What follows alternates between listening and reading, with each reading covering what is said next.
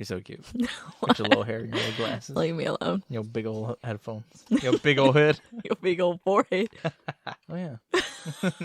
Have you never noticed that before?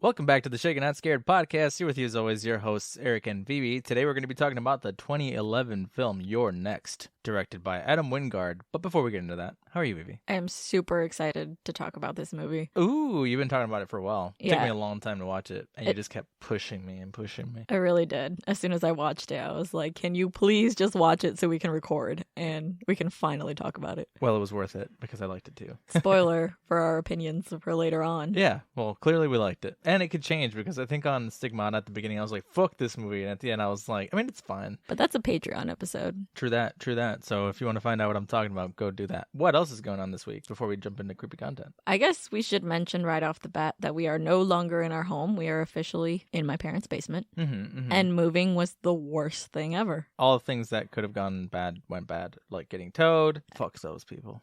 Some legal things that we probably can't mention. Somebody stole my brake screws and my truck was about to fall apart mid-move. You know, all part of moving. Right. Obviously, we survived it. And we're just going to talk about horror instead so we don't have to think about it. Yeah. It's also Mark's birthday this weekend. When this episode comes out, happy birthday, Mark. Just wanted to do a shout out. I hope you're listening. Is he? He hates horror. He does, but he likes it when we talk about it because we make it fun and boozy. Well, what do you have for creepy content? So I actually just watched this new documentary on Shudder. I think it's titled The Phenomenon of Found Footage. Something along those lines. But it goes over the history of found footage film. And it's been really interesting because they mention a ton that I have never even heard of. I thought that found footage always started with like, you know, Cannibal Holocaust and things like that. Did they show like top found footage films versus like lesser known, really cool found footage films? So it seems like they're going in terms of chronological order. So they even talk about snuff films at one point being considered part of the genre, even though people don't want to talk about it. And they get a couple international ones. That's what I do like about Shudder is they, even though the majority is like Eurocentric, they do try to get a little international opinion in there, but it's been just a fun watch. Yeah, I saw you tweeted about it, and a lot of people were like, yeah, I want to check that out. I'll probably pick it up at some point. Yeah. Is that all you got? Yeah. What have you been doing? Watching? Playing? All those things. Yeah. Yeah, I've been doing all those things. It should be about 3 weeks after Doctor Strange came out when this episode gets released, so spoiler alert. But we did see Doctor Strange in the Multiverse of Madness, and it was a grand old time. If you're a Sam Raimi fan and you're a fan of Evil Dead, Drag Me to Hell, classic Sam Raimi horror, this was all of that. I did not know that that's what we had signed up for, but man, was I glad that we were there. I completely forgot that Sam Raimi directed it, and I was like, what the fuck is happening? This is so Sam Raimi. And I was like, oh yeah, no, he does. And then you get Bruce Campbell, and you're like, oh yeah, I remember. Yeah, we don't have to say a whole bunch of spoilers, but I did hate that they went the evil Scarlet Witch route right away, and I would have liked to see it over time, because she does kind of have like her dark arcs in the comics, but you know, I hope she's not dead. I want to see her more. Maybe we'll see alternate universe her, but yeah, I don't know if they would release her from her contract that soon. Yeah, no, it's Elizabeth Olsen. They're going to want to hold on to her. They've been building her up for a long time just to like throw her in the trash. Although I wouldn't put it past them because Hela was such a cool character, obviously one of my favorites, and they left her in just one film and got rid of her. I still don't think she's dead either. Actually, Scarlet Witch dies in this, quote unquote, similar to how Hela does, where she kind of off-screen dies. You see her from a distance get smashed by something. So I don't know. Hela could be out there too. I'd love to see a Hela Scarlet Witch. It's not a thing, but I'd love to see that. This is Erick's just like fantasy movie of what he wants to see. Yeah.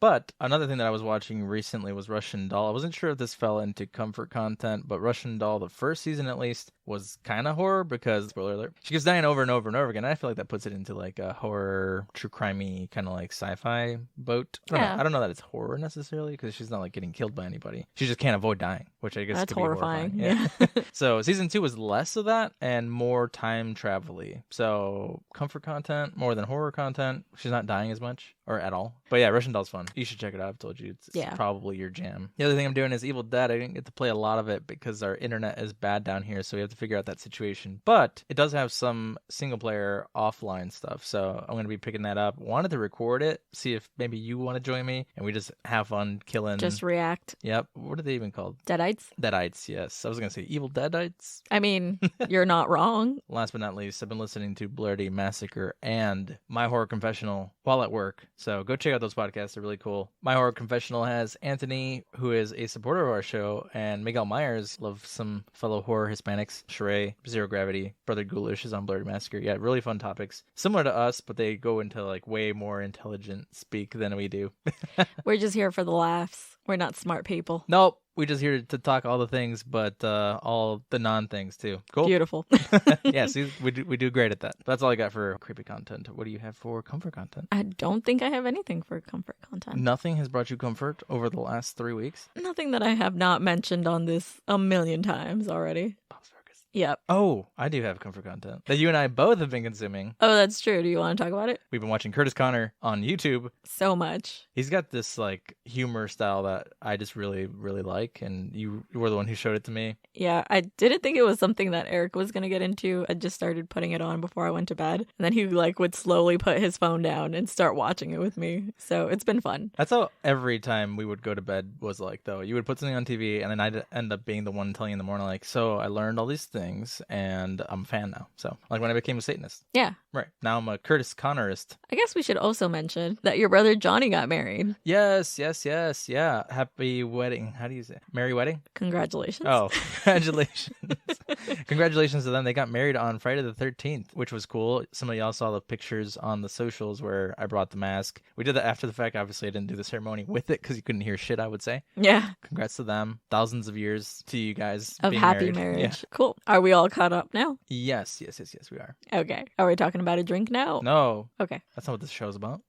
Anyway, what do you have for a drink today? I'm really excited about this drink because a while back we bought Final Girl Wine, a company that you actually showed me, and we found out is Latino owned. So we love to support that. Latina owned specifically. Yes, it's a woman business owner. Woo! This film, if you have not watched it, has an awesome Final Girl. So I wanted to use that wine and make it the ultimate Final Girl drink. I made essentially a wine spritzer, and we just used orange liqueur, this Final Girl's wine, which is on the dry side, not so sweet. I'm sure they definitely have sweet options, but the one we selected was not. And some grapefruit soda to top it with. It's a super simple drink. I don't know if you want to give it a try. Yeah. What kind of wine is it? How would you say that? I've never seen this before, but it says Grenache or Grenache or Grenache. My mind wants to think the Spanish way to say it, but I could totally be wrong. What's the Spanish way to say that? How you said it the second time. Grenache? Grenache, yeah. Oh, possibly. Or Grenache, because it's from California. I like that. I like the taste of wine. You tasted it before this, the wine itself? Yeah, the wine itself is not a sweet one. I like it. I like the flavor mixes. It is a refreshing style drink. Spritzes usually are. Mm-hmm. I'd give this a 3.5, even a 4. Let's go 4. Yeah, I really enjoy this. It's like a less sweet sangria. I love wine drinks, so for me, this is a 4 out of 5. Yeah, there you go. Fours all around. Check out Final Girl. They have several more on their socials. We'll probably tag them in here somewhere. Yeah, so you guys can find them. So sip on your ultimate Final Girl while we finally get to the fun facts for this movie. There weren't that many, I'll be honest. The facts that I saw were kind of boring, actually. Okay. So I made my own fun facts. So you just made them up out of thin air. No, it's just that I caught a pattern and I was like, wait, how many other people are involved in this that are related? Before I jump into that, a lot of the film was shot with handheld cameras to help increase the feeling of tension in every scene. And you can kind of feel that. Although it's not a found footage style film, you do see the shakiness of the camera a lot and a lot of POV shots. Oh, yeah. And it definitely builds suspense. There's also a lot of random slow-mo, up-close shots. It's interesting stylistically. And I don't hate it. Me either. It's not cheesy or No, anything. it's not used like so much that you're like, ugh, takes me out of the film. Yeah. There's a fuck ton of people in this who were involved with VHS. And I'm not talking about the ones that, or maybe you know, actually. The face you're giving me makes me think you know who all is involved. Maybe a few, but give them Two? all to me. Tell me your numbers. Like which one? Like how many people? How many people? Isn't it quite a few of them? How many? Oh, I don't know. Your face made me think you knew exactly. I knew that a was couple were involved, but I didn't know. I want to say like 4 people. Am I right? Am I wrong? I didn't count, actually.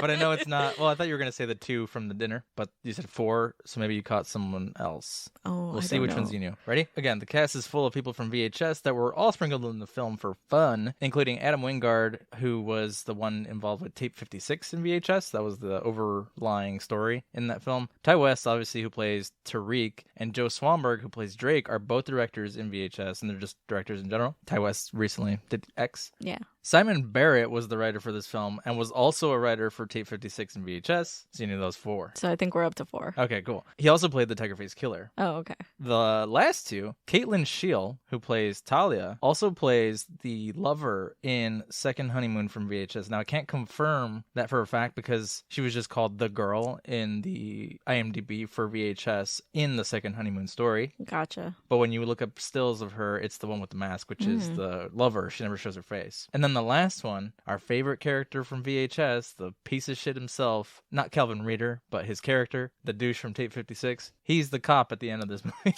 Really? Yeah. I didn't recognize him. I recognized him right away. I was like, this guy looks too familiar. You're like, I fucking hate his face already. The mustache. Okay, so I'd only guessed 4. That was like 6, 7 people. There's probably more, honestly. Yeah. Like, I just tried to find as many as I could. But, like, hey, if you're listening and you know more, shoot us a message. I'd be happy to see who all else is involved with this. This came out in 2011 and was actually in Lionsgate's hands for like 2 years before it was released officially in 2013. This movie? Yeah. So why does it say 2011 when you search it? It was released at a film festival. And then 2013 was when it got its mass release. Gotcha. I actually thought, and I could be wrong, I thought that they were unsatisfied with some of the ways things turned out in VHS, so they did this movie together. Interesting. But now that timeline doesn't make sense. I mean, if you guys know. VHS came out in 2012. This came out in 2011. It wasn't released till 2 years later, meaning that they did this possibly in tandem, if not before VHS. No, VHS was like a quick turnaround, remember? They almost didn't make it. So this had to have been done like way before VHS was even a thought. And I don't recall if we brought up Your Next in VHS even. No, we didn't talk about it at all. You want to know some other weird and silly facts about the cast? Sure. I have just one. Okay. So Shirley Vincent, who plays Erin is our ultimate final girl. She plays the main girl in Step Up 3D, which I had no idea existed, one. But why is it in 3D? Why is it in 3D? Different genre. Did you know that Adam Wingard directed Godzilla vs. Kong? This guy's moving up in the world. He's having a great time. Yeah, good for him. Anyway, that was all my fun facts about this movie and others, apparently. Yeah, it was a little all over the place, but it was still fun. You know what I'm excited about? What? This speed run that you're about to do. I'm actually excited too. You know why? Because there's not much to this movie. I saw my name was on there and I was like, she's going to be so happy. I can't remember if it was on the Patreon episode or one of the main feed episodes, but we legit argued for like 2 minutes about how Erick has made me do 3 speed runs in a row. That was on Stigmata. Again, y'all need to go check out Stigmata. It was fun. We did video. It was really cool. I had a really good time editing it, but also we were doing that in the middle of packing and panicking and chaos. That was not a good time. But I did it. But so here go watch we are. it. It's worth it. 1, 2, 3, go. All right, so there is killing at the beginning of this movie, and we were like, what? There's a person with a mask. He's just killing somebody. That's crazy. And then we get introduced to this couple. They're going to have this dinner. They're going to get together. Everyone gets introduced. There's a bunch of people. It's brothers and sisters who bring their partners. We meet the parents, including Barbara Crampton. It's kind of fun. She's cool. I hate that she passes away so fast, but they're all getting picked off out of nowhere. It's crazy. And then people start going into chaos and they're all rich. And it's like, oh no, we don't know what to do in survival mode. Suddenly, Erin, who's the main character, hasn't told her boyfriend that she's actually like really good at surviving, starts just handling it. She's like going into survival mode, killing everybody, finds out that the family's actually in on it, kills the family. Her boyfriend, who ran away earlier, is like, oh, it's okay, we can take the money. She's like, nah, fuck you. Kills him. Cop comes. He thinks that she killed everybody. Movie ends. Wow, you had 5 seconds left. How bad or good did I do?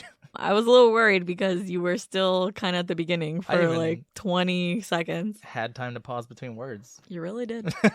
But I love it because it really goes into what you and I have always talked about, especially you. You have no fucking idea who you're messing with. You really don't. And I love that there is a movie that finally shows that. And I was surprised to see that it was 2011 because I'd never really heard of it before. And you feel like a movie like this that really shows feminism would be more exalted, I guess, in current day. So what I was mad about is that this movie literally lived on Netflix for like years. I would see it advertised to me every year of my life since Netflix came into existence. And then we decided to finally cover it, and it was like no longer available. And we had to get it on, I think we had to buy it, but I don't mind it because I ended up loving it so much. And I guess we should just get into it because I feel like we're giving away our end review already. Yeah. What does the internet say this is rated and about? Real quick. When the Davison family comes under attack during their wedding anniversary getaway, the gang of mysterious killers soon learns that one of the victims harbors a secret talent for fighting back. Here for it. Rated A, 6.5. That's too low. Fuck you, IMDb. Bullshit. 97,000 people. You need to do better. You need better opinions. Although, popularity, I don't know what that means. Oh, it moved up 856 spots, apparently. I don't know what the fuck that means. I've never seen that before. What is that? Doesn't matter. I feel like this film has probably gathered a cult following. Because even though at the time, I don't think I heard a lot of people talking about it. When I posted that we were covering this movie, everyone was like, this is super fun and great. So I think it definitely has its cult following. Before we jump into it, this movie is categorized as something kept coming up. It was like cottagecore, mimiccore. Did you see Really? this? Hold on, not cottagecore. That's obviously wrong. That's like something else. That's like interior design, cottagecore. Yeah, that's what we're trying to get in a house. This house that they filmed in apparently wasn't lived in for like more than 12 years before they started filming in it. That's depressing. Because we can't even fucking find a house. Yeah, exactly. Yeah. Everywhere that I saw was like, Ty West and Joe Swanberg are like famous directors for mumblegore movies, which this movie also falls into. I'm like, what the fuck is mumblegore? And they're like, oh, it's like mumblecore, but like gore. I was like, what is happening? Thanks for the explanation. I have not heard this term. Subgenre of independent films, categorized by naturalistic acting and dialogue, low-budget film production, an emphasis on dialogue over plot, and a focus on a personal relationship of people in their 20s and 30s. That is incredibly specific. And also not how I would ever categorize this movie. No. Sure, there is like genuine, believable dialogue between characters, but I think we're here for the kills in this movie. So just to clarify, it's not specific to horror, it just seems to independent films. So while, yeah, I have seen indie films that are focused completely on dialogue and relationships, I guess. I don't know. And what, mumblegore is the horror version of that? Yeah. That's cute. Cute, I guess. I'll give it to you. Well, let's do it, baby. We open on a couple being watched through a slightly open door as they are going at it. The dude finishes and excuses himself to shower. The woman, looking very unsatisfied, gets dressed and goes to the kitchen to get herself a drink. She hears strange noises and notices the glass door open, but chooses to close it and just turn on some music instead. We get a very Instagram-worthy drink video as she prepares her drink and then heads back upstairs. Back in the bedroom, she notices something or someone through the mirror. We cut to the man getting out of the shower, and this is when I noticed that he is much older. He's much older and he's not attractive. Like, I would get it if he was like a hot older dude. He's not. He's like very much a man going through a midlife crisis with his low earring. Baby earring. Yeah. He enters the bedroom and notices the words "You're next" painted in blood on the window. Through the glass, we see that the young woman has been murdered, and he is about to scream and run when he runs straight into a man wearing a sheep mask, holding a machete. We get classic blood splatter on the wall behind him, and then we cut to black. So the "You're Next" thing. I know it's the name of the movie. But why? Yeah. So, for funsies. Because of what we later find out, I feel like this is all staging. They want to make it convincing that this is a serial killer with a calling card. That's it. Yeah. Okay. Make it a believable crime scene. My thought process went the opposite end. I was like, if they're not trying to be found, why the fuck are they leaving calling cards?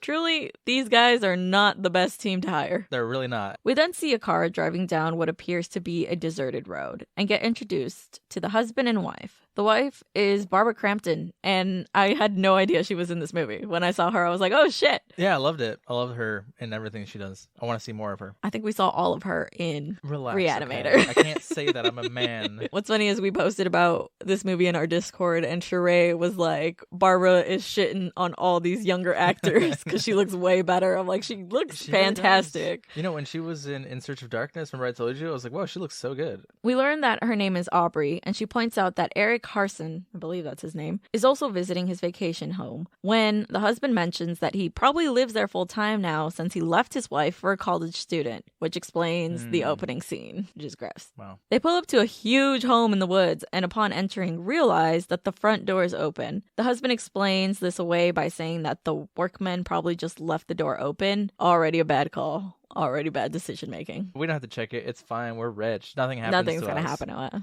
It's a massive home that you have not visited. Check everything. Yeah. Not even just for like murder. Just check, does the water work? Does the heating work? Does the AC work? This has been House Maintenance with Erick. You're going to get killed by the literal house, not even people are trying to intrude. It is now night, and we get a young couple driving to the huge home in the woods. We learn that this is Aaron and... What the fuck is this? Crispy treats? Crispy Creams? Krispy Kreme. Who names their child this? Crispin. Crispane. Every time I saw his name come up, because I'm old and I have to watch this with subtitles on, I was like, who names their child this? I was so mad. But this is where we get introduced to Aaron and Crispin. And Crispin is explaining about how his family makes a lot of money. He's a shady piece of shit from day one. He is sketchy. Yeah. You know what, Aaron? I don't know how you got here. If she's a survivalist, why would she not read his sketchiness? Because he's sketchy the moment you meet him. Same thing with his brother. Like, I saw them coming from a mile away. Did you? I thought it was kind of fun. It's funner to watch this film twice because you realize all the little like side interactions between Crispin and Felix. And you're like, oh. But I've told you I'm a pretty good judge of character, and I watch people a lot. That comes from me not being a psychopath. That comes from me always having been picked on and noticing that people are shitty. It kind of sounds like you're a psychopath reading out other psychopaths. So? He explains that his father used to work for a company that is considered a very fascist company. We just learned what that means. Vivi and I drive 2 hours to work and 2 hours from work every day, so we just look for things to talk about. And recently, I had to go down the history route and was like, so what's fascism? So what's socialism? To be fair, it's because Hamilton was on when he brought up fascist. You're like, oh, I know some of these words. Yeah, but we learned that his father has recently retired and has gotten a pretty nice chunk of change for it. He asks Aaron if this makes her uncomfortable, but she says no, but they better have some really good booze then. When he replies that they probably won't, Aaron suggests that they make a stop. She's like joking around, trying to like work through her nerves to meet his family, and he isn't reading her at all. He's very like, what do you mean booze? My mom doesn't drink, you fucking ass. I don't think it's that. I think it's that he's probably shielded her from his family, and now he's kind of feeling like, fuck, I have to introduce her to my family. Fuck. If you're watching this the first time through and don't realize what's happening. Fuck, I have to introduce her to my family and their dead bodies. Yeah. Whoops. It's going to be an awkward night. But also my mom doesn't drink, so. Back at the home, Aubrey is cleaning up when she hears a thud coming from upstairs. Her husband, Paul, appears on the first floor and she freaks out, believing that there is someone in the house. She says, we have to get out of here, and tries to get him to run outside with her, and she is absolutely fucking right. But he tries to convince her that there is no one there and that he should go up to investigate and she should just wait outside. What a dumb idea. Look, I got this little baton thing. I'll be fine. I'd probably go. I know you would, and that's what pisses me off, because men. No, hold on. I was right in this situation with us. I would be right. You would be right, and I'm not saying it's not stupid to do this, but I also hate how horror movies will do the slow approach. I'd be fucking kicking doors in, running in at full force at everything, whether someone's there or not. Well, running at full force didn't work out for a character later on, as we will find out. That running at full force didn't make any sense, though. Okay, so you just said you would run in at full force. Now it doesn't make sense. To run outside at full force? Leaving in general didn't make sense. No, that was a bad idea. I'm talking about running into the house, which is small quarters. If I'm going to open a door, I'm opening it because that's the last thing they're going to expect. They're going to be like, oh, they're going to open it slow, and I'm going to get them. No, you fucking take it. And that's what Erin does later. She's not waiting for him to open the curtain. She straight up hits him straight to the neck. She does kind of wait for him to open the curtain. To get close. She's not going to just stick her hand out and not reach him. Be like, where are you? Yeah. You're either going to take care of it or you're not. And if you're not, why are you here, sir? But this falls into the trope of never believing the wife that something sketchy is going on and it biting you in the ass later. Because Paul just grabs something to defend himself with and makes his way upstairs. He is slowly making his way through all the rooms and about to check the closet when we get a classic jump scare of Crispin grabbing him to check on him. I hate Crispin. Anytime I'm going to mention Krispy Kreme, I'm going to be upset. And he's already inside the house. Yeah. Which is also suspicious. Because when did this happen? When did you get in the house, sir? With Paul just sneaking around trying to get whatever thing might be in the house, and it turns out to be his son. But Aaron was already in the house or no? No. No. So how the fuck is Chris Payne in the house already? Again, suspicious. I don't like Chris Payne. Now I'm just thinking T-Pain. I was thinking about Chris Payne, T-Pain from the beginning, actually. Okay. Now I'm picturing Chris Payne anytime he talks, he's just got the autotune. And he's like, "What's up, baby?" I don't even know if I can like edit the audio, but it's been like, "What's up, baby? We're supposed to take the money. You weren't even supposed to be here. You were supposed to be the victim." But I'm gonna see if I could do it. If not, this isn't gonna be funny. Yeah. Crispin informs him that mom is outside in the driveway crying, and they leave. But we get a lingering shot of the closet, which suddenly creaks open. Outside, Paul reassures his wife that everything is fine. And Aubrey is like really embarrassed by this whole situation. She even turns to her son like, "Sorry, I'm embarrassing you," like he's a freaking teenager or something. These men are like 40 years old. Yeah, get over it. After Aubrey is calmed down, everyone makes their way back in for the night, and we get a scene of Aaron and Crispin settling in. Aaron talks about how lucky he is, that a lot of people would love to have parents like his, but his demeanor is very standoffish. He explains that his family is odd and has been estranged for many years. This is the first time they have gotten together in a while, and it's bound to be weird. You know how this movie kind of starts off, and I mentioned this to you while we were watching it, but it starts off feeling a lot like what Ready or Not feels like. When the family is getting together, they all haven't seen each other in a while. They're like, we're getting together to do these things because it's tradition, and everyone's kind of got their own personality. They're very obviously different. Yeah. I was thinking maybe it was something like that even. Ready or Not is another one that I want to cover because I also really enjoy. She just goes all out too. But this girl at least is prepared for it. Exactly. The difference being that Ready or Not, she had no idea what was coming to her. This chick, she was ready to go. In the kitchen of the home, we see Aubrey getting a pill for the night, and she has amazing hair for going to bed. I was like, damn, my hair doesn't even look this good during the day. That's how rich people sleep. They sleep ready to go because they're going to be dreaming about money. You got to look good when you're dreaming about money. Money, money, money, money. There is someone with an animal mask on watching her, and we can see them through the reflection of the window, which is something we're going to see used a lot in this film. So these like the Pet Sematary kids all grown up or what? With the mask? We didn't even finish that remake. And we turned it off. One of the actresses in this is actually in that movie. You think so? I think one of the sisters is, yeah. I saw Pet Sematary was one of them. Yeah, Winnie Glenn, the sister, the one who gets her neck cut, was in Pet Sematary. Wow. Wow, look at that. We pieced it together. We did it. We figured it out. We could hang up the headphones, guys. We'll see you next year. Just kidding. You're not getting rid of us. It is the next morning, and Crispin has woken up to find that Aaron is not in bed with him. He makes his way downstairs to find her and his brother Drake and his wife Kelly. Right off the bat, his brother Drake is weird, fighting him and telling him not to kiss his wife. He plays the obnoxious big brother like perfectly, but like who never grew out of being the big brother. Yeah, he's like, oh, it's a little unprofessional. He's like, what'd you say? What? He's like, what? I didn't say Oh, anything. I would fight him. Yeah, your brothers, just throw hands. Fucking tell each other the truth. I don't know. Be a man. Just fight your brother. Because he immediately begins to talk about when Crispin was fat, and it's just an awkward, tense conversation. And then they start to be like, I'm not fat. My head's just round. I just have a round face. It's clearly siblings grown up. And it's a believable dynamic. I will give it to the characters. Apparently a lot of this was ad-libbed. I guess that's why it's considered mumble gore, which is why I was like, I'll give it to them. We have a moment where Erin goes off and she discovers a family portrait. And in this portrait, every single family member looks like they hate each other. They really do. Mom and dad aren't even sitting near each other. I think Aubrey's the only one smiling, kinda. She looks worried more than smiling. I will at least say that Aubrey and Paul do look like they love each other. And they've been together for a long time, celebrating their 30th anniversary. Their kids all suck. But why are they all sitting so far apart from each other? Because you got to take an awkward family portrait. Where This is going to be our next Christmas card. Where we show we don't love each other? Yeah, we're just going to put me and you 6 feet apart. Is this a family photo or a COVID photo? No, it's our happening? Christmas card. Christmas COVID card. Because we're all 6 feet apart. Yeah.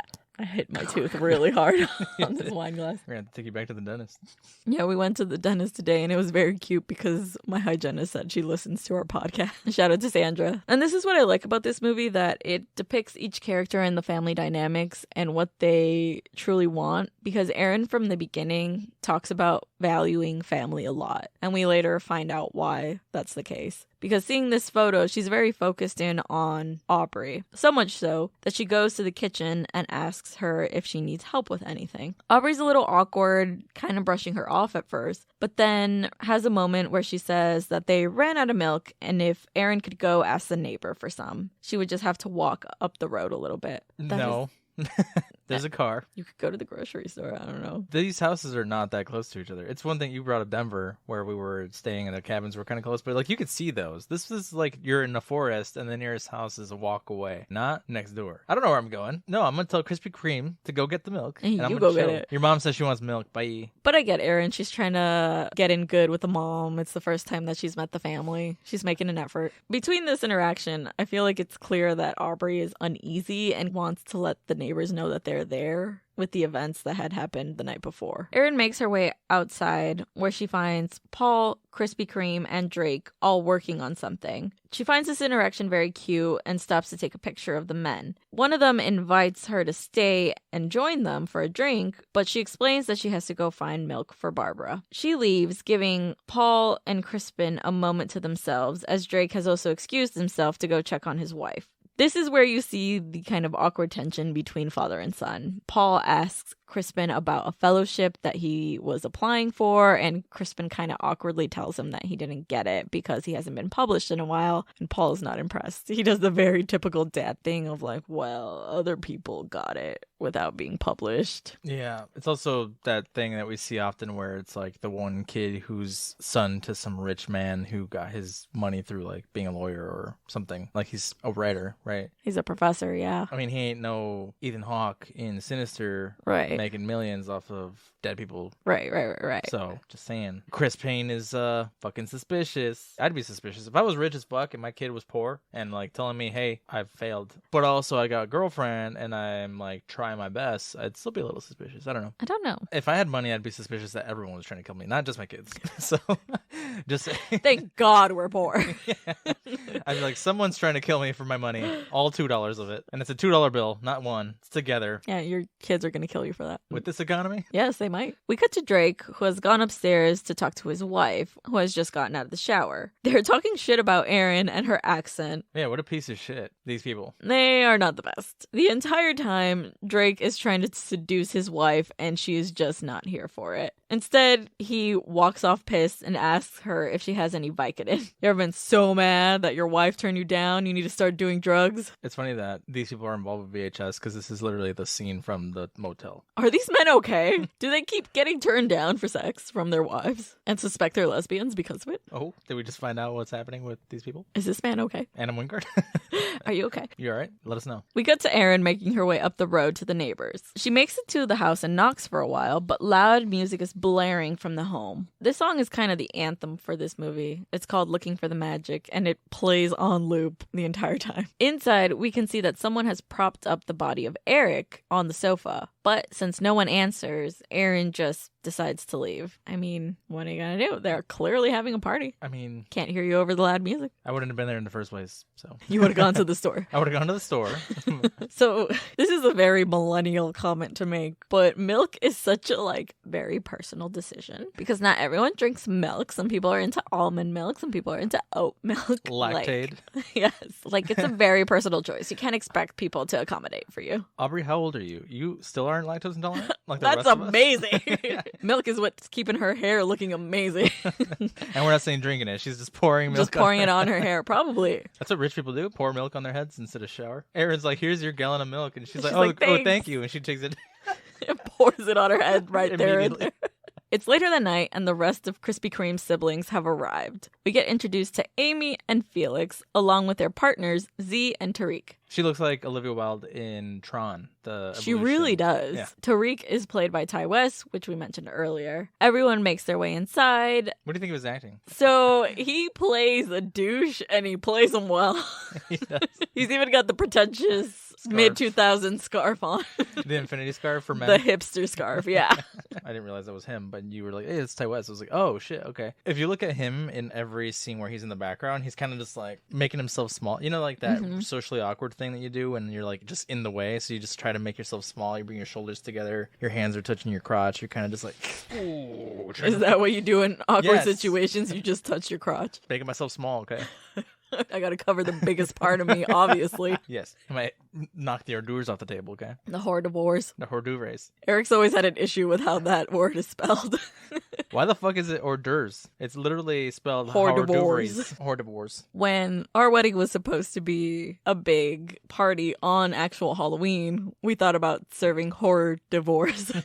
That didn't happen. Yeah. Everyone gets ushered inside, and we see that Amy, she seems to be like the baby of the family, and she's the only girl, you know? She looks the part. Once they make their way inside and wine has been poured, Aubrey thanks them all for being there on their anniversary and tells them that it really means a lot to them. And this is when I felt so bad for these parents. Because they're trying. And this is the reason that we've talked about in the past that, like, having kids is, like, scary. They might plan to murder you for your money one day. I literally just said that they're going to steal my fucking shit for $2. You're going to take my $2. People have been murdered for less. They really have. Erin finds this very cute and just gushes about how much she loves Krispy Kreme's mom. When you first watch this, you get the impression that she is just trying to get in good with Crispin and his family. But when you find out how she was raised and stuff, it's like a sad comment to watch later on. Yeah, because she never felt that. Yeah. She got the worst side of someone who is paranoid about the end of the world. But he ended up being right a little bit. I'm just saying. I saw an email where it was like, you could buy a doomsday bunker. So we're looking for a house. Oh, you mean we're not raising our kids in survivalist compounds? We could raise them in a doomsday bunker that's like 12 stories deep into the ground. That works. And then they'll never get sunlight, and then they'll be vampires. They'll be straight up the descendants. the creatures from The Descent. Yeah. The descendants. The descendants. Kids of villains from Disney movies. That would be interesting. It really would. They sit down to dinner, and it takes 0.1 seconds before Drake starts being a dick to everyone. He picks on Tariq for being an indie filmmaker, which is really funny when you watch it and know who Ty West is. Yeah. When he's done messing with him, he turns his attention to Erin and Chris Payne, because I kind of get the sense that he's a little jealous of their dynamic and their relationship, because he's watching them joke around and be cute. His wife literally was like, ew, you're gross. I don't want you around me, like an hour earlier. He starts making comments about how Crispin and Erin's relationship is kind of inappropriate, since we learn that Erin used to be his TA. But once they discovered that they had feelings for each other, they stopped that immediately. She doesn't make sense to be with him, though. She seems like someone who would not have ended up here. You think, like, her instincts should have been better about him? Hey, men are deceiving. Other than that they, like, get along, we don't get much of their relationship and how he would have ended up with her. I feel like this dinner scene is the most we get out of their relationship. They're very jokey and just laughing. Possibly they just have a good time with each other and it hasn't gone to anything beyond that. The honeymoon phase? I don't know, because it seems like they live together. I guess you have to assume that Erin is just, like, wishful thinking. She's like, he comes from a money with family, but he seems different. Well, it seems like he is kind of cut off, right? Because, again, we later learn that Erin's bartending while she's in school and they're both working class people. This is enough to get everyone screaming at each other. The table erupts and everyone accusing each other of the most ridiculous things. And if you actually pay attention to this scene, Drake is saying that everyone is jealous of him. He plays the typical, like, firstborn where he kisses up to his parents all the time, but he's a dick to his siblings. And as this goes on, everyone's, like, true feelings come out about each other. Tariq, however, looks incredibly bored, to the point where he's staring out the window and he has seemed to notice something strange. Would not happen. I don't know. You don't tune out when you're at your spouse's parties? And look out the window and notice, what is that? Someone with a crossbow out of fucking nowhere in the middle of the night in the forest where no light is outside? Go to the window and check this out better.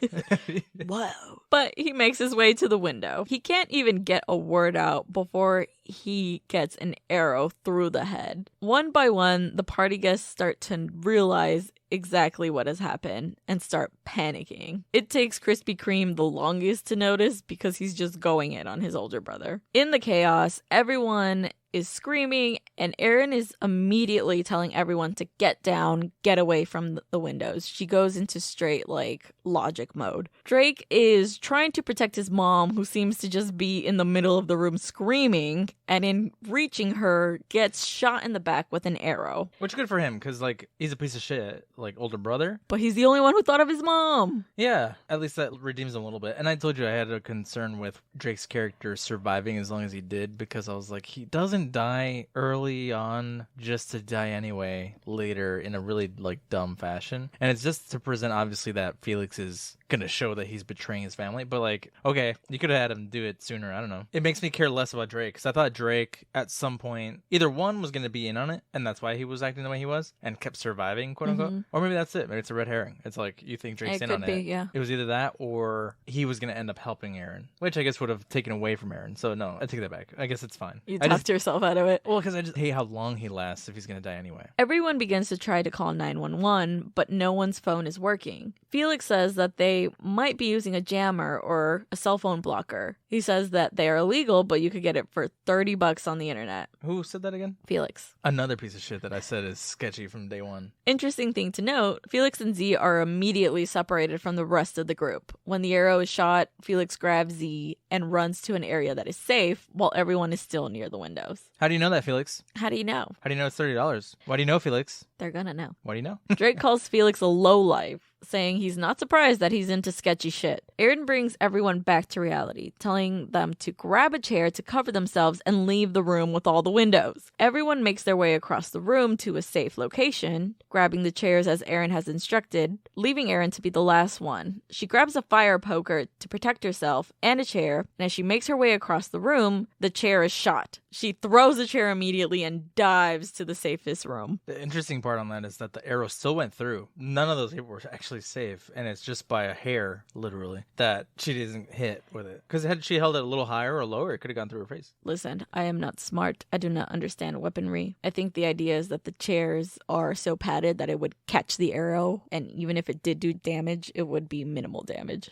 That arrow went pretty far into that chair. The family is trying to pull the arrow from Drake's back as an argument breaks out whether it's safer to leave it in or take it out. Like Stewie. Yeah.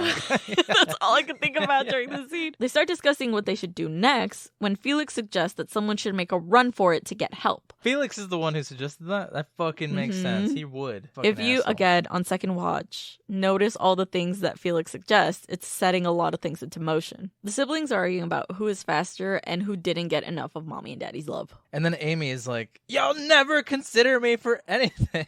But Amy is determined to prove herself. Felix hypes her up as she prepares to make a run for it. We're afraid of the windows, then suddenly we're not afraid of the windows because she goes all the way to the opposite side of the room where Tariq got shot. That's where she gets her head start. I would just open the door and run. And then I'd probably see the wire because it's right there. I don't know. I don't know if I would see the wire. It's nighttime. It's a pretty thick wire. It's not. It's a very thin, like fishing wire. It's metal and it's shiny. Okay, well, it's not daylight. It's also not the track, so you shouldn't get a head start. Okay, but who tells her to get a head start? Felix? Yeah. He's like, they're not going to suspect if you come out running. This scene is so drawn out and dramatic that you keep waiting for the bad thing to happen. Amy runs out at full force and runs straight into a wire that cuts her throat open. She bleeds to death on the floor as everyone watches and crowds her, screaming helpless. It is actually very heartbreaking because I feel like Barbara gives a really good performance of yelling, "My baby." Yeah. I'm just like, oh my god. Erin has no time to process this. She just runs upstairs and she is in crisis mode. Krispy Kreme follows her and asks her what is she doing. She is locking all the doors and windows and is even trying to text 911, saying that in some places they will receive it as a voicemail. She just needs to get a signal to get it out. They go back downstairs with the rest of the family, where Erin continues to lock everything up. Chris Payne comments that he's never seen her act like this before, and she says, well, it's kind of a unique situation, which is fair. Felix keeps insisting that someone run out and get help, but Erin thinks that the best plan is to stay inside. Paul is helping Aubrey get into bed, but she is just devastated from the loss of Amy. She gets into bed and asks him to stay with her, but he insists that he needs to help the kids. Why wouldn't everyone stay together? Mom wants to go lay down. We're all going to the room. Felix is like, we need to leave. No, we really don't. We really don't, Felix. You go. You can go. You keep insisting someone run. She's alone in the room crying, and we get this shot of the entire room simply so we can see a hand crawl out from under the bed and make its way out. We see one of the intruders pop up wearing a wolf mask. She only realizes this at the last minute as the stranger lifts his machete to her. She screams, and we cut to everyone downstairs having heard the scream. They rush upstairs, but Erin is left alone in the kitchen. Honestly, thought that she was going to last longer. I didn't, because she is a well-recognized actor. They probably only had her for like a week. They rush upstairs, but Erin is left alone in the kitchen. She is searching for weapons and locking windows when one of the masked strangers punches through the window and grabs her by the hair. They struggle for a second when Erin plunges one of the kitchen knives into the attacker's arm and is able to escape. Plunges. Love that. Love that for her. She reaches for another weapon, but realizes that the attacker has left. Back upstairs, everyone has rushed up to discover Aubrey's body, with "Your next" written in blood on the wall. Paul doesn't take it well and has to escape the room. Really sad for Paul because they clearly loved each other. That's what I mean is sad about these parents. Their kids are just shit. He has to be escorted out by his sons, leaving Kelly to be the only one in the room. She observes the crime scene and tries to cover the body with a blanket, but as she tries to leave, she realizes that she hears something strange in the room. I would not investigate because she is looking out the window, looking everywhere, hears the sound, and goes to look under the bed. That's none of my business. Again, slow approach. Slow approach is not the way to go. No, if you're looking to see, is there someone under the bed, you're going to do it from a distance. You're going to do it fast. And if there's something there, you're going to fucking kill them. So this is how I guess you can tell this entire family has had privilege all their lives. They hear someone scream upstairs and they don't immediately grab a weapon to make their way upstairs. There's a lot of things wrong with Why this. don't you have a weapon? I don't care how privileged you are. You have to be prepared. You need to carry a weapon at all times. Especially if you got money. I don't know. It's like literally having money 101 is protect yourself because someone's going to take it. I mean, I would say not having money 101 is also protecting yourself. It's just basic human instinct. We've made it this far because of it. Hearing the strange sound, she looks under the bed to investigate and comes face to face with one of the killers. This causes her to run from the room screaming. Not even just the room. She completely passes Felix, Crispin, and Drake consoling their father and just runs completely out of the house. I don't blame her. Fuck these people. And your issues. This is not my fight. Drake chases after her, but when he makes his way out the door, he snags his shoulder on the arrow on the wire that his sister has killed herself on. What a complicated sentence. Frustrated and in a lot of pain from this, he pulls it out from his back, causing him to bleed a ton and pass out. The group pulls him back into the house when Z suggests they all try to run like Kelly. If Drake had acted dead the entire time, do you think they'd have killed him? No, he would have survived. They would have been like, he already has a wound. He's dead. He's dead. Yeah. That's another survival strategy. Chris Payne decides he will try to make a run for it since the rest of the family is in no condition to make a run for it. He convinces Erin that this is the right move and for her to bunker down with the rest of them until he can make it back. No, you would have told me no. Oh, bitch, I would have told you to stay your ass inside. We just saw your sister die by trying Running to run outside. Yeah. He Yeah. made it to the cars, which was his plan. And you pointed out immediately when we were watching this, why wouldn't you suspect that the killer has cut your brake lines, cut the engine, like done something to the car to not make you be able to escape? They put a fucking line out for me to get my face cut if I ran out. They're going to cut my lines in the car. Meanwhile, Kelly has made it to the neighbor's house screaming and just running, and she is begging to be let in. She sees Erick's body propped up on the couch, but can't see any of his actual wounds. She is screaming at him to let her in when she sees the masked figure walking up behind her through the glass window. The attacker punches her so hard that she crashes through the glass door. She is crawling her way to the neighbor when she realizes that he has been murdered. She is caught and pushed through a glass table just because she hasn't been put through enough before the attacker drives an axe through her face. He even like preps for it. Like he's golfing. Yeah, I fucking hate golf, by the way. Especially if you do it like this. Murdering people? Yes. Rich people would. You know, isn't there that whole, like, I don't know if it's an urban legend, but that rich people hunt other people for sport? That's what the purge is, isn't it? Yeah, I mean, it basically is. Exhausted, the killer takes a seat next to the propped up dead neighbor's body. As the record starts to play from the beginning, the killer in the mask tilts his head like Michael Myers, looking at his handiwork. Confused. Or proud. At this point, we haven't seen what the actual killers look like or know what their motives actually are. Back at the home, Crispin has made his way back after realizing that his car has been messed with. He informs the others, but says that he didn't see anyone and he is going to try and make a break for it for help, since it seems like Kelly has made it. He is either going to try to get signal or reach the neighbors. Once again, Aaron is not happy about this plan and doesn't want him to go. She hands him a butcher knife. A cleaver. A cleaver. A meat cleaver. A meat cleaver. She hands him a meat cleaver, and so he can go out and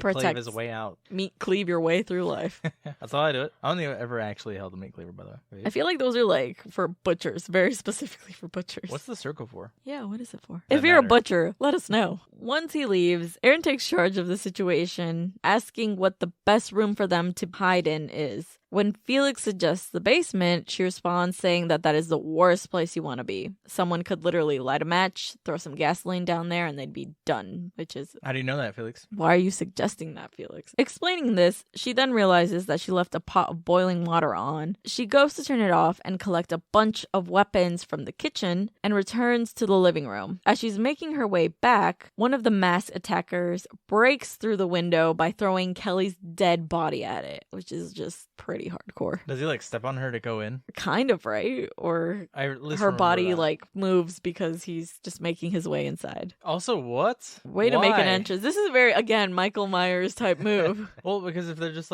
random killer dudes for money, They're having why... fun with it. Yeah, the house wasn't that close. So you not only had to follow her to kill her, you chose to bring her body back with you for funsies. For the dramatics. The shock of this causes Aaron to fall in slow-mo, dropping everything as the attacker is getting ready to take a swing at her with an axe. She rolls to her side, avoiding it as the attacker brings it down. Axes are just not reasonable weapons for fighting. Seems like a lot of muscle strength that you need. Well, and the area of attack is very tiny. She rolls back over to kick the attacker square in the nuts. She grabs a meat tenderizer, which she just dropped, and proceeds to beat the living shit out of the attacker. I'm talking double, triple taps. Good. She knows the rules of horror movies. Good for her. She makes sure that he is dead. Z and Felix cower in the corner of the room watching this unfold. Aaron takes off the attacker's mask and asks them if they recognize him. She lifts his head and is like, you know this guy? And Felix says, it's kind of hard to tell now. It's really judgy, Felix. She just saved your life. Good, because Good. if it was recognizable, I'd keep going. I feel like this is the moment that we realize this isn't your typical home invasion movie. This is when it shifts. You get hints of Aaron being very competent, but this is when you're like, oh shit, she is trained in combat. She is ready to go. After Aaron beats the living shit out of this guy, she's like, hey, where's your dad? Just casual. He's next. Paul is upstairs where he has discovered that the killer has been camping out in their closet all night. Yeah, he finds a bottle of pee. It's gross, but if you would have listened to Aubrey, you would have known that already. Just saying, listen to Barbara. Barbara knows what's happening. She's been in enough horror movies. Look, she knows how to take care of her skin. She knows how to look young. She knows what she's doing. That's all you need to know, apparently. As soon as he discovers this, the power goes out. Aaron is sent downstairs to look for the power box, while Z and Felix go look for Paul. When they find him, Paul confesses what he just found, saying that this isn't a random attack. But it's too late. An attacker has snuck up behind him and slit his throat. He reaches for Felix for help, but Z and him just look startled. They don't look startled, just staring. He is very grossed out, at least, that his father has reached out for him with his own blood and touches him. His father then dies in one of the worst ways, where he literally crashes into everything before finally dying. His death is very dramatic, with a close-up on his face. It almost seemed like he realized what was going on in the last minutes of his life. Which is Based off more his sad. son reaction. Yeah, it'd be better if he died without knowing. That's just so sad. The killer casually comes up to Felix and Z, and Felix is annoyed. He turns to him and says, really? You had to do that in front of me? This is when the killer takes out one of his earbuds and says, you said something? I'm sorry. And he's like, forget about it. I just have to go wash up. It also removes the menacing side of the killers. They're just some dudes for hire, and that's it. But it still leaves you wanting more for Aaron, because you're like, all right, these are just regular dudes. They're not Michael Myers, Invincible. They're not Yeah. like some people with some crazy motive. It's just regular dudes who ended up fucking with the wrong person. Downstairs, Aaron is searching the basement for more weapons when an attacker enters the living room and discovers the body of the other attacker. He completely freaks out and flips a table, alerting Aaron to his location. This gives her enough time to grab another weapon as the attacker grieves. Unfortunately for her, he seems to hear her and goes all "here's Johnny" on the basement door. Luckily for her, Drake has woken up and walked in on the attack, distracting the attacker long enough for Aaron to plunge a screwdriver into his back. The attacker decides that 2 against 1 just isn't fair and runs out of the house. Fucking leaves. Yeah, he just assessed the situation and is like, no. Drake asks for Kelly, and Aaron lies to him about where his wife is. Just then, Felix and Z run downstairs saying that Paul is fine, but they stayed upstairs because they heard the commotion. Aaron instructs them to grab weapons from the basement, but tells them to not take too long. She then begins to show Z how to create a booby trap, which is just hammering some nails through a board and leaving the board face up. When Z asks her basically what we all want to know, where did you learn all this? Aaron explains that she grew up on a survivalist compound. She says that her dad was a real paranoid man that thought that all the world's resources would be gone in a matter of years, and he just wanted to be sure that his daughter growing up would know how to take care of herself. Z gives her this look that's like, that's great. That's real fucking great. Good for you. Yeah. I hope you're happy and healthy. Yeah. Bitch. Exactly.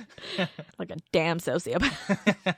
In the basement, Felix and Drake are collecting weapons as Drake asks for Krispy Kreme's whereabouts. Felix informs him that he ran out after Kelly, and Drake tells him that he needs to go search for his wife. Confused by this statement, Felix informs him that Kelly is dead, and her body is laying upstairs on the floor. Right before this, Aaron also takes a moment to cover her body, and is like, we don't want Drake to see it. And then downstairs, Felix is like, she's dead, though. She's fucking dead. Drake is shocked, and Felix tries to apologize for giving him this horrible news, but Drake is pissed, yelling at Felix to just shut up. Felix, annoyed by this, just stabs him and apologizes, but continues to grab more weapons to just stab him. How many screwdrivers do they have? I only have one. They have like 7 that they drive into Drake. So we learn that the father is like remodeling this house, and he's actually hired people to do it. So I imagine the people who were working on the house just left all their tools laying around. I don't know. 8 screwdrivers is suspicious. If these people didn't do it, the workers were going to do it. We're going to murder them. Too many screwdrivers. He stabs him multiple times, but Drake just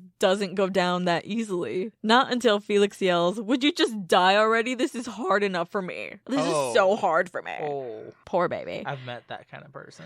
And it's not until that he collapses to the ground. Back upstairs, Aaron is setting up the booby traps outside the windows. Well, inside the windows, I guess. Z picks one up and kind of contemplates just attacking Aaron, but she thinks about it way too long because Aaron turns around in time to grab the booby trap from her. Oh, thanks. Thanks for passing it over. Oh, yeah, thanks. I needed that. And she's like, yeah, sure, it's cool. It's cool. Aaron decides to go check on Paul and leaves Z to set up more traps in the living room. Aaron makes her way upstairs and discovers the body of Paul. As she is taking in the scene, one of the mass attackers makes his way into the room. She hears him, however, and quickly throws a meat tenderizer at him. And without hesitation, straight up Sally from Texas Chainsaw Massacre style, throws herself from a 2nd-story window. She went to final girl survival school. Did she need to do that? I think she could have taken care of the guy right then and there. And I think they needed to do this because otherwise Aaron would seem too OP. Possibly. She had to wound herself. Yeah, because had she not done this, they stood no chance. Ain't nothing gonna stop her. No, honestly, what were they gonna do? What were they gonna do? She crashes to the ground, and we notice that she has a shard of glass stuck in her thigh. But she has no time to think about this as the attacker looks from the window to see where she has escaped to. I like this effect. It's creepy. Yeah. Because it's just the house, and then it's just like...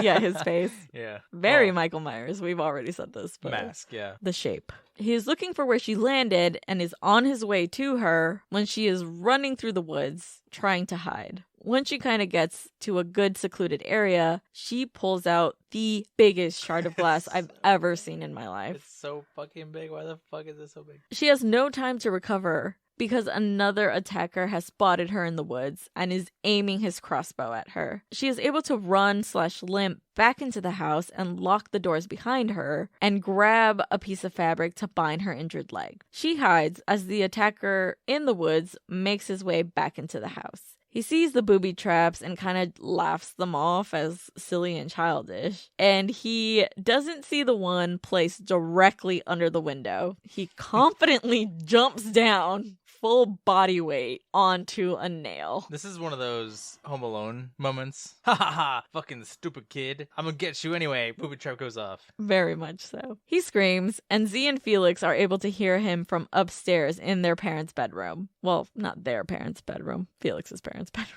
where they have decided to hide out. One of the attackers is with them, and Felix instructs him to go check out the noise, since that's what they're paying him for. Felix laments that this night has been a disaster. Z tries to comfort him with some sexy time, but he says he's not really in the mood. But she's really into the idea of doing it on the bed next to the body of his dead mom. Yo, Z's a fucking freak. I mean, she's got her kinks. Do me in front of your dead mom. Yeah, right no. now. You down or what? How did he meet Z? Because Z seems more into killing his family than he is. Well, Seriously. I understand being like, all right, look, we're going to kill your family. We're going to get all this money. But it's different when it's like, we're going to kill your family. We're going to get all this money. But also, do me in every shape, form, and fashion on top of your dead family's bodies. However, Felix is not having it. She literally says, God, you never want to do anything fun or spontaneous. And he's like, I don't think that's a fair criticism. I kind of agree with Felix on that one. So instead, she just steals jewelry off of his mom's corpse. She pretends to hold the ring. It's an engagement ring. It's cute. Downstairs, the two attackers are dealing with the booby trap when Felix comes down and yells at them for getting their DNA everywhere. The one dude takes his shoe off and it's like spilling blood. Listen, Aaron has literally butchered one of these people already and has their DNA everywhere. They're gonna get caught. Especially since we find out that that attacker was brother to this attacker.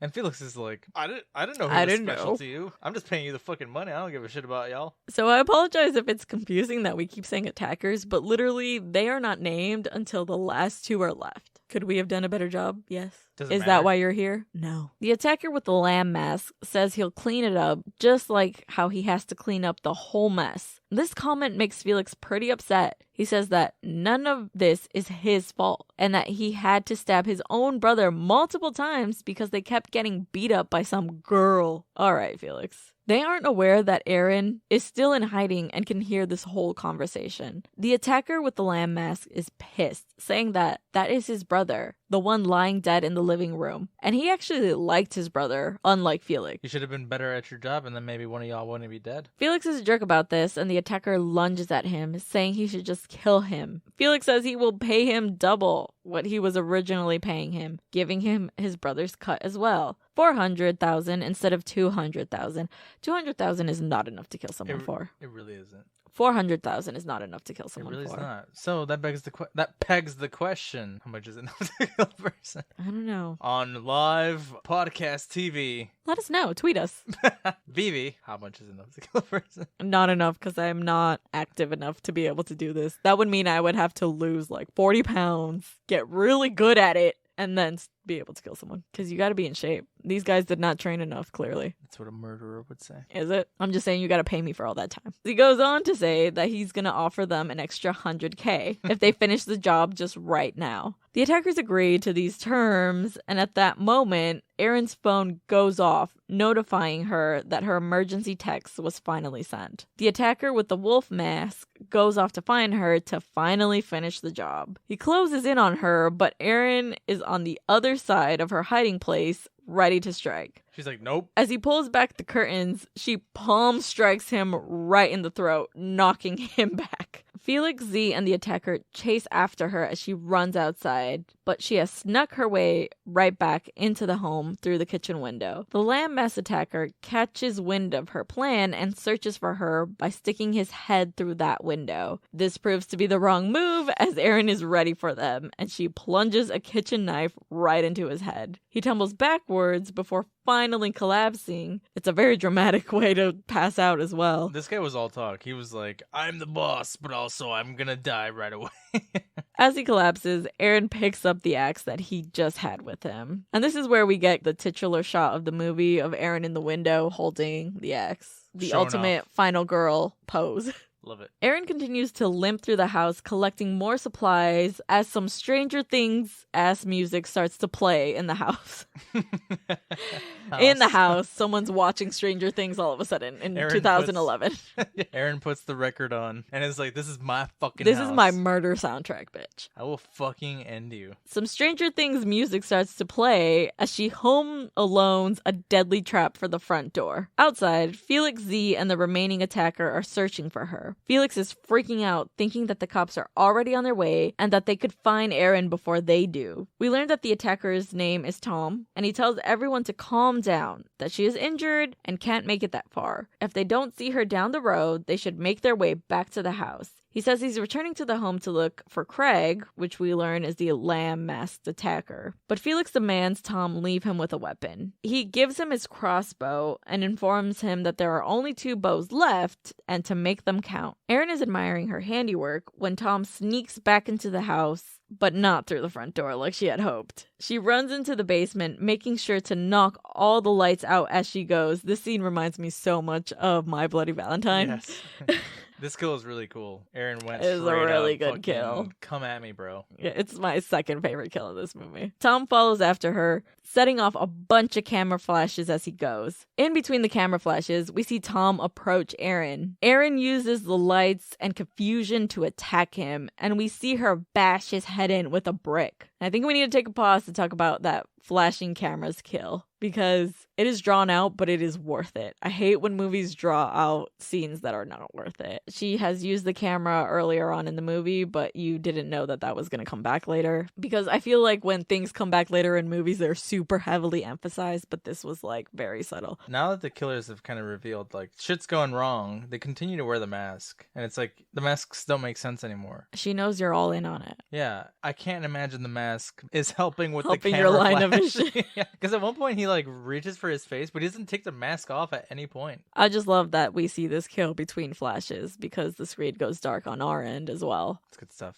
Good stuff. She slowly makes her way back upstairs and goes to pick up a weapon when Felix shoots at her through the window. Z goes after her with a crossbow as Felix goes to turn off the scrambler that he has left in his car and grab a pocket knife. I thought he was pulling out like an actual weapon. I was going to say, let your girlfriend go after this woman who is very clearly good at murdering other people by herself. Oh, are you saying that Z can't handle herself? No, I'm saying that Erin has proven that she is too much for everybody and they need to be smarter. Z makes her way into the home and enters the kitchen. Erin knocks the crossbow out of her hands and begins to take her down. As Felix walks in on the girls fighting and sees that Erin is still alive, he yells, "Fuck!" He's clearly an amateur because he's getting taken down like an average person. She kicks a door in his face. He's like, ah! Yeah. Well, she throws a pot of no longer boiling water at him, but it's been hours since she turned the stove off. Felix yells, "It's not even hot, you dumb bitch," and immediately slips and falls in the water. Yeah.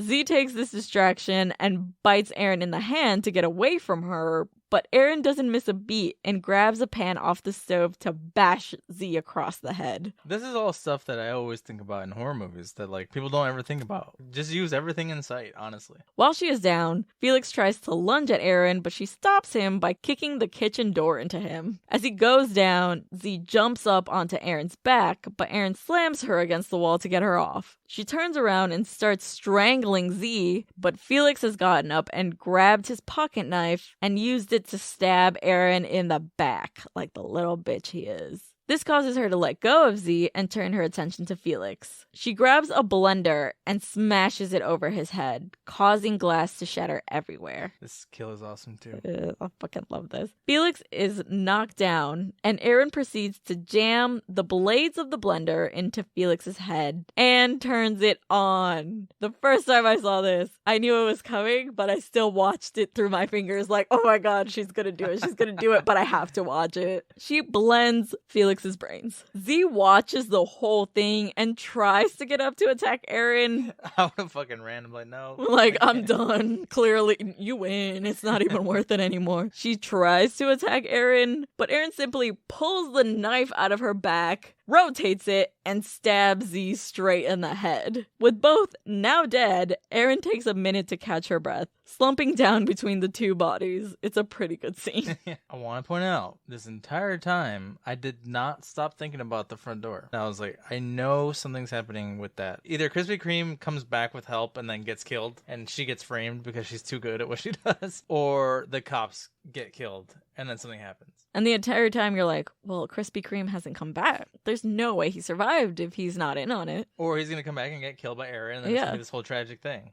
But as she is sitting there catching her breath, we're sorry if your name was Crispian. I'm sorry. We're not talking shit about you. We're talking shit about this guy. To be sure. We hear Felix's phone ring, and Aaron decides to answer. She doesn't say anything, and we hear Crispin's voice ask Felix if it's all over. He said his signal went back on, and he's assuming that it's all done. Aaron only listens as Krispy Kreme explains that he just couldn't go through with it, because he's a pacifist, obviously. Especially after seeing what had happened to their mother. You had to have known, dude. He says he just can't deal with that violent stuff.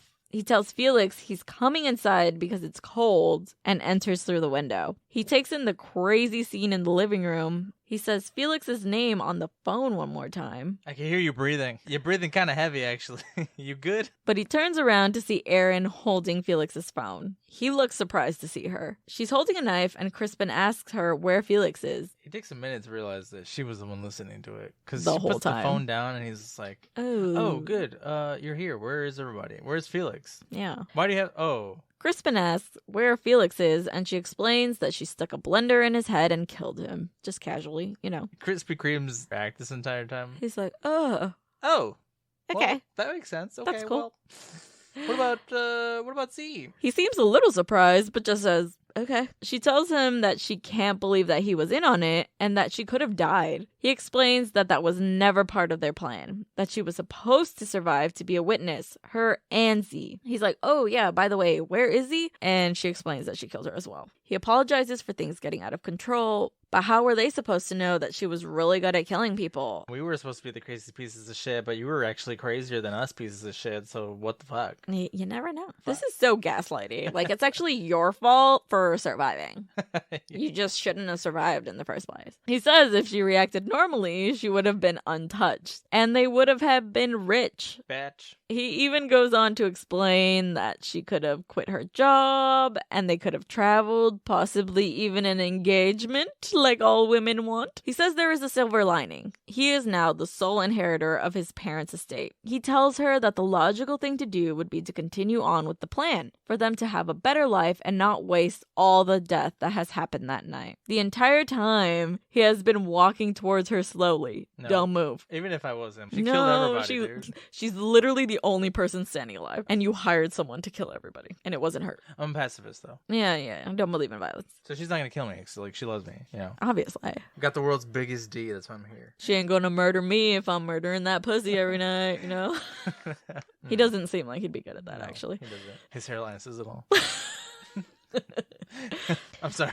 I'm sorry. I'm sorry if you have a hairline like his. I'm sure you're fine. If you're listening to our show, you're probably not a piece of shit. We determined that a couple days ago when I was like, we haven't gotten any hate mail about misogynists. It would be some shit if this is the episode that we get the hate mail. That'd be fun. Fucking send it. We'll read it on the show. Yeah, we will. The entire time that he's saying this, he has been walking towards her slowly and ends his speech by saying he promised he'd come back, and here he is. Aaron is not impressed by this and straight up just stabs him in the neck. As he is bleeding out, he asks her why. She just looks at him deadpan and says, why the fuck not? Fuck do you mean, bro? She stabs him in the eye, and he goes down. Just then, she is shot in the shoulder and collapses on top of Krispy Kreme. Out of nowhere. A cop is in the window, shocked and taking in the scene. He's holy shit. Oh, fuck. Oh. This is so stressful for me. He's so out of breath. Aaron is getting up slowly as the cop goes back to his cop car to call for backup. She is crawling her way to the front door when the cop makes his way back inside through that front door, setting off the trap that Aaron has rigged up earlier. She yells, "No, don't!" But it's too late. The axe comes down on the cop, And with the squish sound, we get the final title card, You're Next, in blood, if that wasn't clear. Yeah, and then the credits are like evidence and Suspect? whatnot. Yeah. I actually don't like that it ends like this. I love it. I love that it ends like this, but I hate that Aaron might go to jail for all this. Yes. Because it's like, it implies that if you know how to defend yourself, and I think that's how things go in real life, right? There have been times where people have won cases against their victims because the victim knew how to defend themselves. And that's fucking disgusting. I hate the system. So I think there's a couple things that could save her. One, she's not married to Krispy Kreme, so she would not get any money out of murdering all these people. Or any donuts. She also has like that last phone call from him to the brother on the phone records. Because they could play it back. Yes. Yeah. Or they could just confirm that that call had happened. And why else would he call Felix if they weren't in on it together? And the jammer in Felix's car. Yes. And then, because Felix and Krispy Kreme don't strike me as smart people, there had to be a paper trail between the people they hired and them. And the neighbor is dead. I get that the neighbor was like to throw them off. To be like, oh, it wasn't just for this family's money. It was also for, they were just killing people in the area. They were just crazy. But I don't know. Then you find out that the two killers are brothers. They probably work together. Yeah. And that's You're Next. What'd you think about it? I love it. Awesome kills. Super great. For all the reasons that I loved Ready or Not, which I saw before this, so I hate to compare it because it is its own movie. Awesome to see a girl kicking ass. It isn't even about her being a girl, right? It is a feminist movie, and I love that. I just love seeing a movie where the victim, in general, like defends themselves. And then it's awesome that it's a girl. Let's see more of it. I love this. We've talked about it enough times where it's like, you don't know who you're messing with. Imagine Aaron versus The Strangers. Yeah, because when you search this movie, The Strangers comes up as well as another home invasion type movie. Aaron would have wrecked them right away. Couple hours. Not even. Especially with a shotgun. No. Oh, yeah. Aaron had been like, boo, boo, boo, boo, done. Seriously, don't care if I killed your best friend. He was in the line of fire. I'm a survivalist. What are you going to do?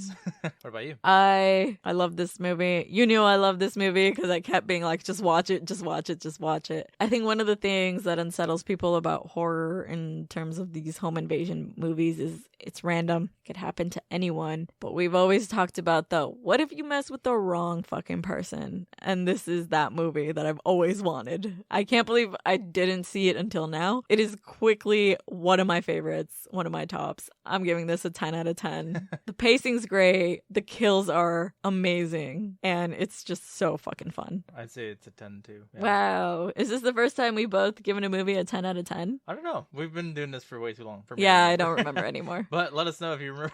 No, I think it's good. I think it's a 10 out of 10. I also wanted to say, Erin, when she's killing them, is like rage mode. This is just, and we kind of talked about it a little bit, if Erin really is a final girl, because this isn't a slasher in the traditional sense, with the killer being so supernatural and overpowered. Do slashers have to be supernatural? That is a... I don't think so, because My Bloody Valentine is a slasher, and that's not supernatural. No, I think they have definitely become more towards that supernatural element of the killer never dies over the years, over the legends. The classics have become that. Yeah. I don't think it has to be that. I think as long as it's like just, it's a masked killer or masked killers, and just because it's revealed that they're just average Joes doesn't remove the fact that you have a lot of brutal kills, which I think is what makes a slasher, with some sort of like, I mean, yes, you can then put it in the home invasion category, which I don't think takes it away from slasher. You can have overlap. You have a final girl. You have masked killers. Right. Why not? Because then by that logic, Scream's not a slasher because the killer always dies. It just becomes a new killer every movie. Right. I was just saying it for the sticklers out there who want to say that slashers are a specific thing. Do we care? No, to me, she's an awesome final girl. Love her. This is just super fun. I would watch it over and over again. I can't wait till we do Ready or Not. Yeah, I love that movie as well. Spoiler. So, do you know if anything scared Loki today or yesterday with this movie? We didn't watch it. We didn't watch it with him. Oh, we did, but he was asleep. It has been harder to watch anything here. We don't have a TV. We'll figure it out. But I do want to say that Loki, with his new home, has been growling at anything and everything that's audible through the walls. And I'd say that he would help us figure out if we're getting home invaded or not. I don't think so. What do you mean? He would growl anytime anybody would approach our front door at the condo. And here he sees people outside and he's like, brrr, and he sees people out in the backyard and he's like, brrr. But he growls so much that we just ignore him because we don't actually think it's a threat. I don't ignore him because it's not okay either. We're supposed to calm him down. He does look at us though for comfort. We are his comfort content, which is actually pretty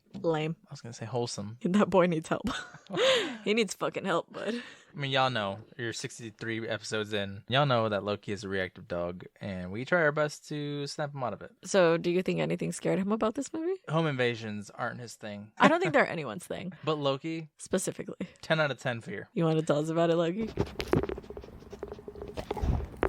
Fuck you, Dad. Get me a house. So I can protect it from home invasions. Yeah, I will. I'll try. I'm sorry. Okay. We'll do it eventually at some point. But is that pretty much it for us here today? It is. As always, you can find us pretty much anywhere at Shaken Not Scared Pod, except Twitter. Twitter is Shaken Scared Pod. You can send us an email at shakennotScaredPod@gmail.com. Support the show on Patreon. You can get early access in episodes or a bonus episode and theme drink idea every month. Listen wherever you get your podcast. Give us a follow. Check out our drink videos. We're doing the sadness for May. For Patreon, yep. Yep. Very excited about that. Let's do it. I've heard nothing but crazy things about that movie. Nothing but sad things. No, just crazy. Okay, good. Be sure to like, rate, review, all that good stuff. And okay, thanks. Bye. Bye.